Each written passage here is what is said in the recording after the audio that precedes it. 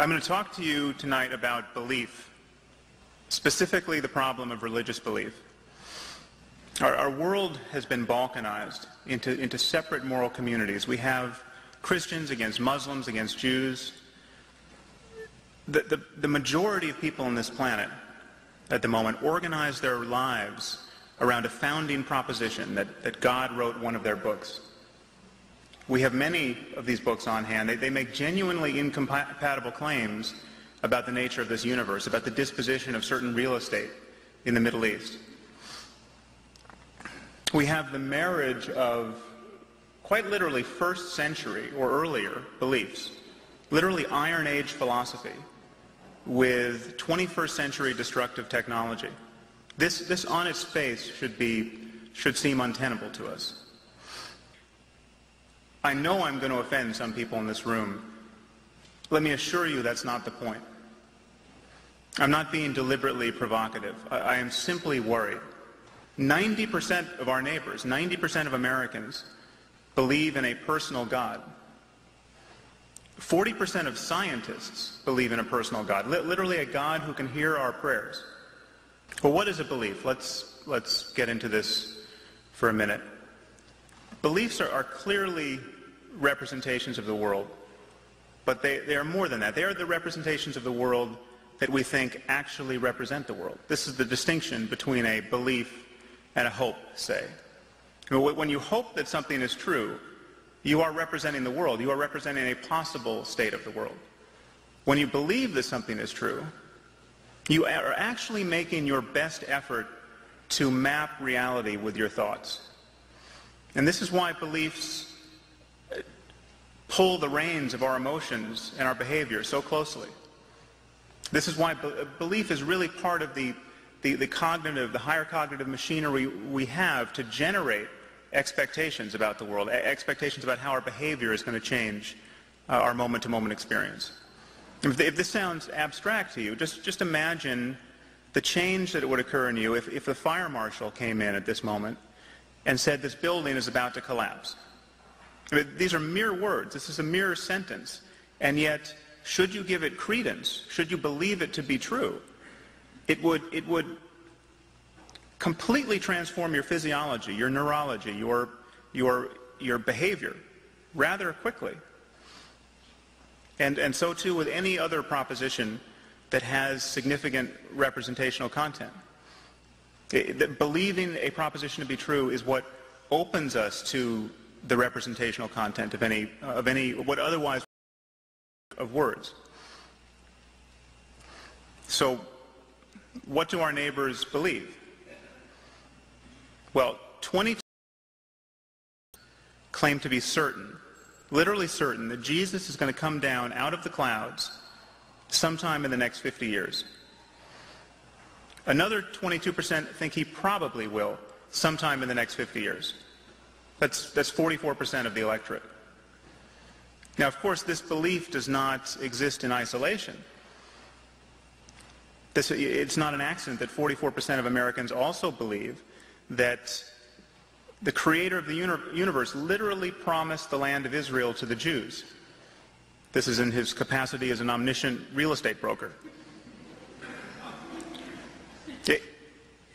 And these beliefs are knit together with a myriad of other beliefs, infatuations with the end of history, with apocalyptic prophecy. And these beliefs have geopolitical consequences. This is not just what people believe on Sundays.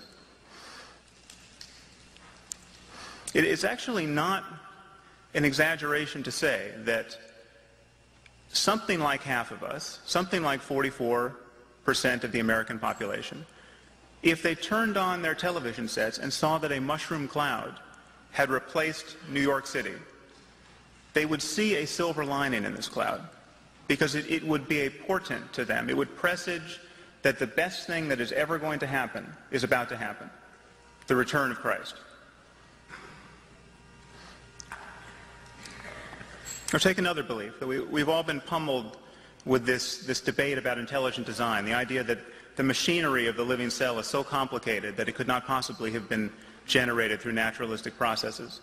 This should be genuinely troubling to us. This really is eroding the prestige of science in our culture. It is, your children could well be taught this pseudoscience in school, in biology class, one of these days.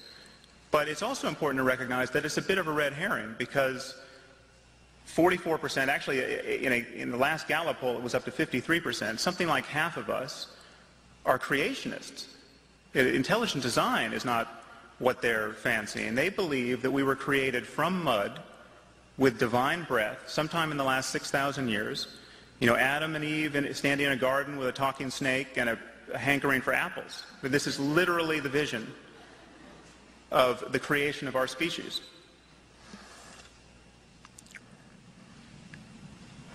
So one way to summarize what I've said to you is that I'm really arguing that every one of us is a scientist, in that every one of us is making a claim about the way the world is. Every one of us wants to understand reality. None of us want to be confused.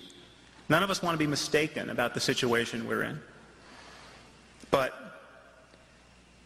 there are areas of intellectual honesty in our culture where science is good, and there are areas where we have a fundamental double standard, where certainty has been unlinked from evidence. But just as everyone is a scientist, everyone is also a mystic, in the sense that every one of us has been born into a circumstance where we are helplessly seeking happiness in a condition where experience is always changing. What you get, you lose.